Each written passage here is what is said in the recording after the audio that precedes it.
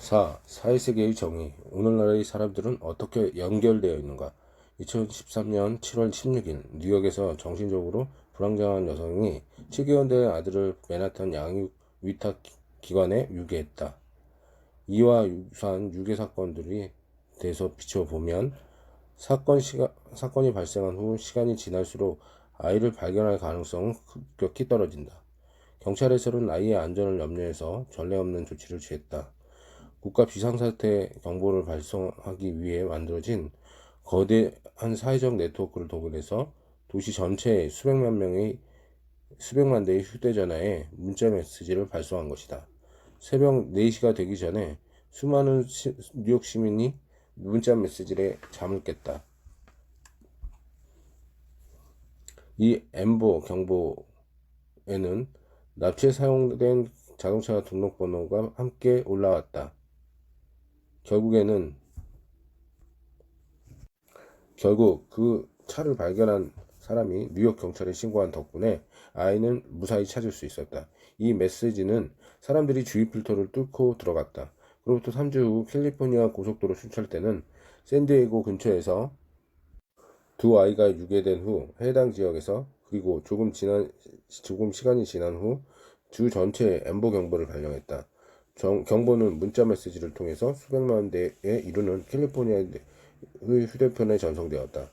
캘리포니아 고속순찰대는 경보를 트위터에 올렸고 평소에 교통 상황을 알리는 데 쓰이던 캘리포니아 고속도로의 대형 전광판에도 반복해서 경보를 노출시켰다.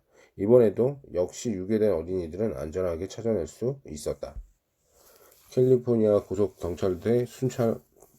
고속도로 순찰대 홍보팀, 엠버 경보, 용의 차량 정보, 파란색 닛산 베르사 차량, 포도 차량 넘버. 이 차량을 목격하시는 분은 샌디에고의 경찰서에 신고해 주시기 바랍니다.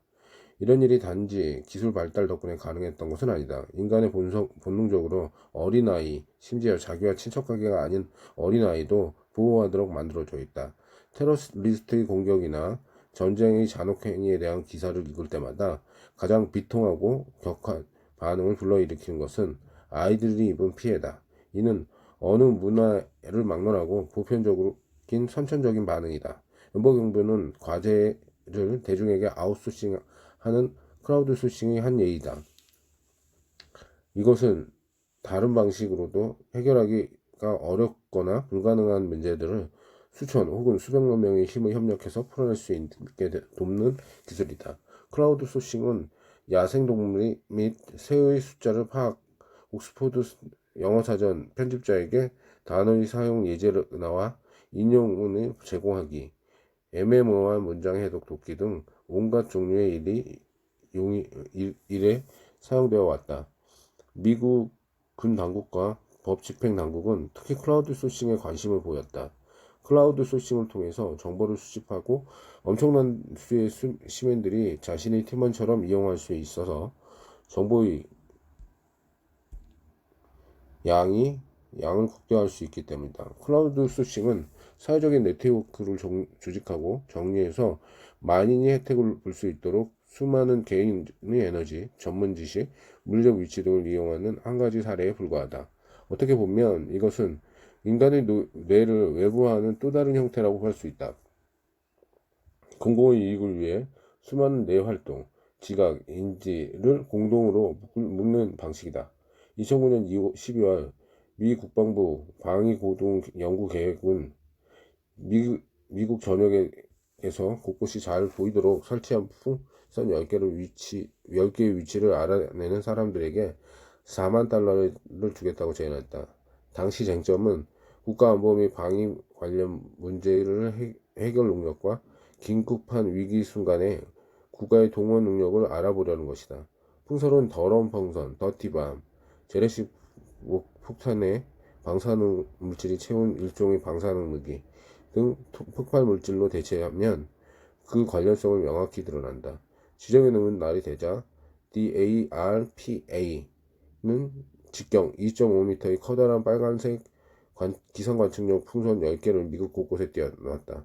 이 대회가 처음 제안되었을 때 전문가들은 전통적인 정보 기술을 이용해서 이 문제를 풀기가 불가능하다고 지적했다. 이 문제가 어떻게 풀릴 것인가에 대해서 두고 과학에서 몇 주간 여러 가지 추측이 나돌았다. 점심시간이면 전 세계의 대학과 연구팀에서 이 주제로 이야기를 꽃을 피웠다. 대부분의 위성 영상을 이용하는 팀이 승리를 할 것이라고 예상했지만 여기에도 문제가 없지는 않았다. 도대체 미국 본토의 위성 영상에서 감시구역을 어떻게 나누어야 풍선의 위치를 파악할 수 있을 정도로 해상도가 충분히 높은 막대한 양의 사진을 신속하게 처리할 수 있을까? 위성사진 분석은 방 안에 가득 채운 인력을 위해 이루어질까? 아니면 빨간 풍선의 목표 대상이 아닌 다른 풍선이나 둥글고 빨간 물체와 구분할 수 있는 컴퓨터 알고리즘을 통해서 이루어질까? 사실상 이것은 원리를 찾아서와 똑같다. 컴퓨터 프로그램은 2011년에 윤리를 찾아낼 수 있었다. 다른 영상에서 정찰기, 망원경, 초음파 탐지기, 레이더 등을 사용하는 부분에 초점을 맞추었다. 분광사진이나 화학 센서, 레이저, 캘리포니아 공대의 물리학자 톰브렐로는 교활한 접근 방식을 선호한다. 나 같으면 풍선을 설치하기 전에 풍선의 위치를 알아낼 방법을 고안할 겁니다. GPS 추적 장치를 심는 거죠. 그럼 풍선을 찾기는 식은죽 먹기일 테니까요. 이 대회는 53개 팀, 총 4,300명의 참가자가 지원했다. 승리한 팀은 미국의 MIT 연구 집단이었는데 9시간도 되지 않아서 이 문제를 풀었다. 도대체 어떤 방법을 사용했을까? 많은 사람들이 예상한 대로 최첨단 위성 영상이나 정찰기는 아니었다. 아마 지금쯤 여러분은 짐작하고 있지 않을까 싶다. 이것은 수많은 협력자와 추적자들로 즉석에서 거대한 사회적 네트워크를 구성함으로써 문제를 해결했다. 한마디로 크라우드 소싱을 이용한 것이다. MIT는 각각의 풍선을 찾는데 4,000달러를 할당했다. 만약에 당신이 동네에서 우연히 풍선을 발견해서 이 팀에게 정확한 위치를 제공하면 2,000달러를 받게 된다. 만약에 당신이 끌어들인 친구가 그 풍선을 발견할 경우에는 그 친구는 2,000달러를 벌고 당신은 그 친구를 2일에 끌어들인 사실로 1,000달러를 벌게 된다. 그리고 만약 당신의 친구가 풍선을 발견하면 한 달이 건너 끌어들인 공로로 500달러를 받고 이런 식으로 어느 한 사람이 풍선을 발견할 가능성은 엄청나게 작다. 하지만 당신이 알고 있는 모든 사람들이 그것을 알고 있는 모든 사람을 끌어들이고 또 각자의 사람들이 자기가 아는 모든 사람들을 끌어들이면 당신은 이론적으로 미국 전체를 지상에서 감시할 수 있는 시각 네트워크를 구축하는 셈이다.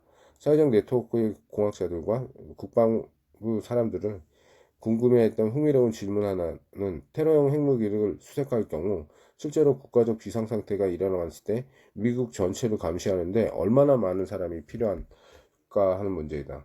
DARPA의 풍선 문제의 경우 겨우 4,665명이 사람과 9시간 미만의 시간이면 좋겠다. 많은 수의 사람, 즉 대중, 공공기관 같은 전통적인 조직을 처리할 수 없는 방대한 문제를 해결하는 데 종종 도움이 된다. 위키피디아도 크라우딩 소싱의 한 사례이다. 위키피디아는 정보를 가진 사람이면 누구나 참여할 수 있도록 격려했다. 이런 과정을 통해서 전 세계에서 가장 광대한 참고 자료로 발돋움했다. 위키토피아는 크라우드 소싱으로 기존 백과사전을 대신한 것처럼 킥스타터는 기존의 벤처 투자를 대신한다. 4,500만 명 이상의 사람들이 투자한 7억 5천만 달러의 돈으로 영화 제작, 음악, 화가, 디자이너 등 예술가들이 제안한 5만 건 정도의 창조적인 프로젝트에 자금을 댄 것이다. 키바는 이 개념을 은행에 적용하여 개발도상국에서 소규모 사업체 창업을 돕는 소액 융자를 후원함으로써 이들의 경제적 자립에 시동을 걸었다. 첫 발을 뗀 이래로 9년간 키바는 70개국 100만 명의 사람에게 총 5억 달러의 돈을 대출해 주었다. 이 자금은 거의 100만 명의 대출자가 클라우드 소싱으로 기여한 돈이다. 클라우드 소싱에 참여한 사람들은 다수가 아마추어와 열정적인 취미 애호가들이다. 클라우드 소싱은 생활정보 검색인 엘프, 레스토랑 및 호텔 평가 사이트는 자겟 등을 통한 소비자 평가와 아마추어 사이트의 제품 평가 같은 형태에서 그 장점이 가장 두드러진다. 인터넷이 없던 시절에는 전문적인 리뷰로 일하는 노동자 계층이 존재했다. 이들은 자신이 직접 제품이나 서비스를 이용하며 받은 인상을 신문기사나 커스터머 리포트 등의 잡지를 통해서 공유했다. 이제는 트립 어드바이저, 엘프, 엔지스 리스트 등 사이트 덕분에 일반인들도 제품 및 서비스에 대한 리뷰를 쓸 수 있게 됐다. 여기에는 두 가지 상반된 효과가 있다. 이것은 긍정적인 면으로 작용하면 우리는 특정한 모텔에 깨끗하고 조용한지, 특정 식당이 청결하고 양도 푸짐한지 수백 명의 경험을 통해서 파악할 수 있다. 반면 낡은 시스템이 더 좋은 점도 있다. 인터넷 시대의 이전의 리뷰어들은 전문가들이었다. 그들의 리뷰를 통해서 생계를 꾸리는 사람들로서 풍부한 경험을 갖고 있었다. 식당 리뷰 기사는 거의 몇 곳의 식당을 돌아본 사람이 아니라 수많은 식당을 발이 닿도록 다니며 음식을 맛본 사람이 쓴 글이다.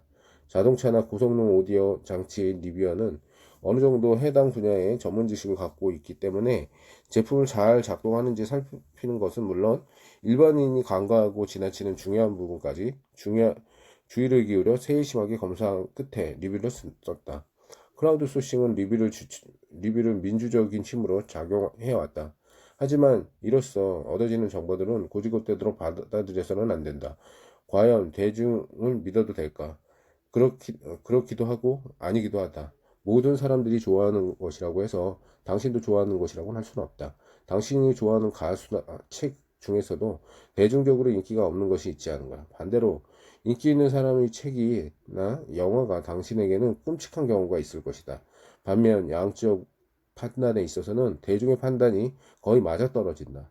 수백 개의 젤라빈이 가득 차 있는 유리 단지를 보여주며 사람들에게 몇 개나 들어있을지 맞춰보라고 하면 개개인들은 대부분 아주 틀린 대답을 내놓지만 집단의 평균은 깜짝 놀랄 정도로 정답에 가깝다. 아마존, 넷플릭스 등 콘텐츠 제공업자들은 협력적 필터링이라는 수학적 알고리즘을 통해 대중의 지혜를 이용한다. 이는 사람들이 행동에서 나타나는 상충관계나 동시 발생을 추적해 해당 이용자가 좋아할 만한 것을 추천해주는 기술이다. 웹사이트에서 이와 비슷한 글을 읽어본 적이 있는가? 이것을 구입한 고객분들은 저것도 좋아했습니다. 그렇다면 당신도 협력적 필터링을 체험해 본 것이다. 이 알고리즘의 문제는 정확도에 악영향을 미칠 수 있는 미묘한 차이나 상황을 고려하지 않는다는 것이다. 만약 당신이 이모에게 선물을 하려고 정원 가꾸기 관련 책을 방금 온라인에서 구입했다면 당신이 컴퓨터에는 당신에게 추천해주는 책이라며 온갖 정원 가꾸기 관련 서적을 링크에 펼쳐질 것이다. 이 알고리즘은 당신이 정원을 가꾸는 것을 좋아하지 않으며 그저 선물하기 위해서 그 책을 구매했다는 사실을 알지 못한다. 만약 당신이 예전에 아이들에게 보여줄 영화들을 다운받았다면 정작 당신이 성인용 드라마를 보고 싶어서 그 웹사이트에 들어가더라도 온통 아동용 영화만 잔뜩 권했을 것이다. 이것은 이 알고리즘이 좋지 않은 점이다. 내비게이션 시스템도 일종의 크라우드 소싱을 이용한다. 당신의 스마트폰이나 구글 앱에서 웨이즈 애플리케이션은 현재의 교통 상황을 바탕으로 공항에 가는 가장 짧은 길을 알려준다. 웨이즈는 대체 교통 상황을 어떻게 알아낸 것인가? 이 프로그램은 당신의 스마트폰과 이 어플리케이션을 사용하는 다른 사용자 수천 명의 스마트폰이 도로에서 어떻게 움직이는가를 추적한다. 만약 당신이 교통체증에서 꼼짝없이 잡혀 있으면 당신의 스마트폰은 몇 분간 같은 GPS만 보고 있을 것이다. 교통이 원활한 상태라면 당신의 스마트폰은 차와 같은 속도로 움직일 것이다. 웨이즈는 이런 정보를 바탕으로 경로를 추천해준다. 크라우드 소싱의 경우 전체 시스템의 품질이 좌우하는 결정적인 요소는 그것을 사용하는 사람의 숫자이다. 이런 면에서 전화기, 팩스, 이메일과 유사하다. 만약에 한두 사람 정도만 전화기를 가지고 있다면 별 쓸모가 없을 것이다. 이것들은 사용자가 많을수록 그 유용성도 높아진다. 예술자 겸 공학자 살바토레 아이코네시는 자신의 뇌종양 치료 옵션을 이해하기 위해 자신의 모든 기록을 온라인에 올려 클라우드 소싱을 했다. 그가 받은 답장은 약 5만 건이 넘었다. 의사들이 그에게 필요한 의학적 옵션을 논의하다 보니 자연스럽게 전담팀이 꾸려졌다. 이아코 네시는 이렇게 말한다. 수천 년에 이르는 인간의 역사와 전통이 담긴 다양한 해법들이 지구 곳곳에서 날아왔습니다. 이 충고들을 살펴본 그는 전통적인 수술에 대체 의학을 결합하여 치료를 받았고 뇌종양은 현재 차도로 보이고 있습니다. 가장 흔한 응용 프로그램 중 하나는 사실 무대 뒤에서 숨어 있다. 바로 리캡차다. 웹사이트에서 종종 보이는 뒤틀어진 단어들이 바로 리캡처다. 이것은 컴퓨터 혹은 자동 처리 프로그램이 보안 웹사이트에 접근하기를 막기 위해서 만들어졌다. 컴퓨터가 이런 뒤틀어진 문자를 인식하는 것은 어렵지만 인간에게는 별로 어렵진 않다. 리캡처는 웹사이트로 잠입해 이메일 주소나 혹은 비밀번호를 훔쳐내거나 웹사이트의 약점을 누리는 자동 처리 프로그램을 막는 보초병 역할을 한다. 하지만 이 뒤틀어진 단어는 대체로 어디서 가져올까? 많은 경우 구글에서 디지털하고 있는 오래된 책이나 문서 중에 구글 컴퓨터로 해독이 어려움을 겪는 페이지에서 따온다. 개별적으로 보면 사람들이 리캡처를 하나 푸는데 한 10초 정도밖에 걸리지 않는다. 하지만 세계적으로 보면 사람들은 매일 그런 문제를 2억 개씩 풀고 있기 때문에 하루에 총 50만 시간 이상 일을 하고 있는 것이다. 이 정도의 시간이면 차라리 무언가 생산적인 것에 투자하는 것이 낫지 않을까? 활자화된 문서를 자동으로 스캔해서 검색 가능한 원고로 전환하는 기술을 완벽하지 않다. 인간은 쉽게 알아보는 단어도 컴퓨터는 엉뚱하게 알아보는 경우가 많기 때문이다. 구글에서 실제 책을 스캔한 이미지에서 따온 다음의 사례를 보자. OCR을 읽는 것. OCR. 원고를 스캔한 다음에 서로 다른 두 개의 OCR 프로그램이 페이지 위에 이 얼룩무늬로 매핑해서 알려진 단어로 전환하려고 시도를 한다. 만약 이 두 프로그램의 의견이 다르면 해당 단어는 미해결 상태로 남고 리캡처가 이것을 사용자 당신에게 문제로 제시한다. 그럼 시스템은 당신이 이 알려지지 않은 단어를 정확하게 맞췄음으로써 어떻게 알까? 당연히 알 수는 없다. 리캡처를 풀 때는 알려진 단어와 알려지지 않은 단어가 함께 제시된다. 만약 당신이 알려진 단어를 제대로 맞히면 리캡처는 당신이 사람이라고 인정한다. 그러나 알려지지 않은 단어에 대해 당신이 추측한 답을 합리적인 판단일 것이라고 가정한다. 이 알려지지 않은 단어에 대해서 여러 사람들의 의견이 맞아떨어지면 리캡처는 그 문제가 풀린 것으로 판단하고 그 정보는 스캔에 포함된다. 아마존의 메커니컬 터크는 보통 컴퓨터는 별로 신통하지 못하지만 사람들은 따분하거나 지겹다고 느낄 과제를 수행하는 데 사용된다. 최근 사이언스에 발표된 한 인지심리학 실험은 실험 참가자를 참가하기 위해 아마존의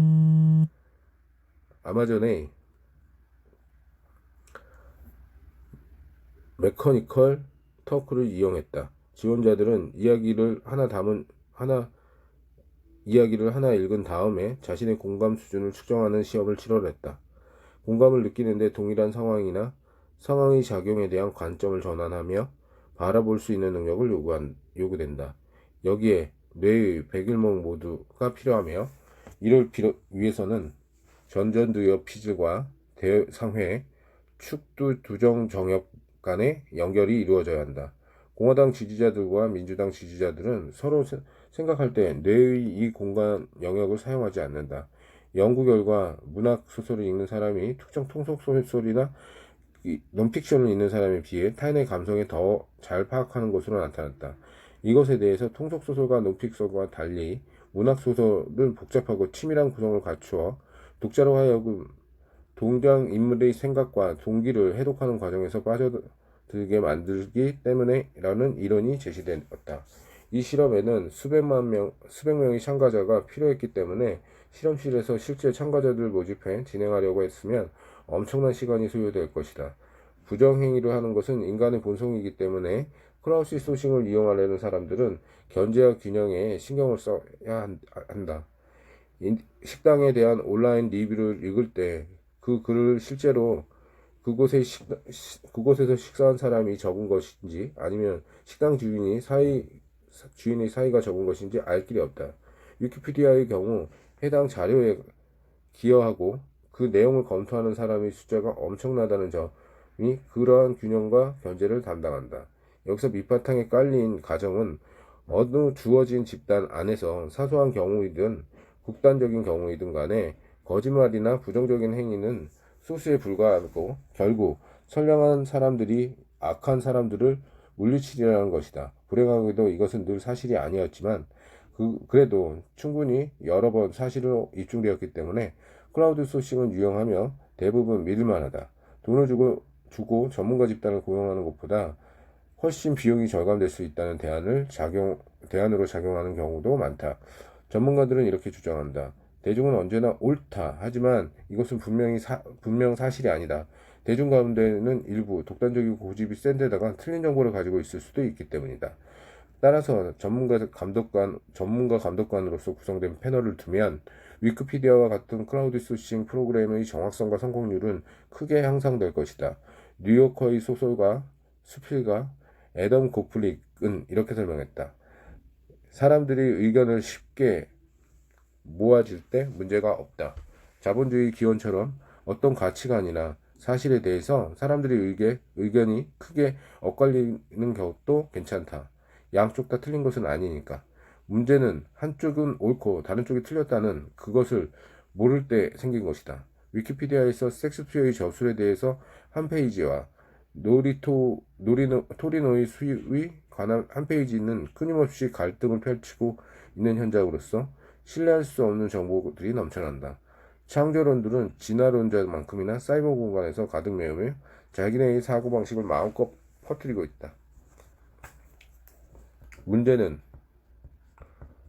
똑똑한 사람들이 없다는 것이 아니라 정말로 어리석은 사람들이 힘을 과시하는 것을 통제하기 어렵다는 것이다. 현대의 사회적 네트워크는 우물하고 낡은 사회적 역기능과 경이로울 정도로 새로운 기회로 복잡하게 얽혀 있다. 정리하기엔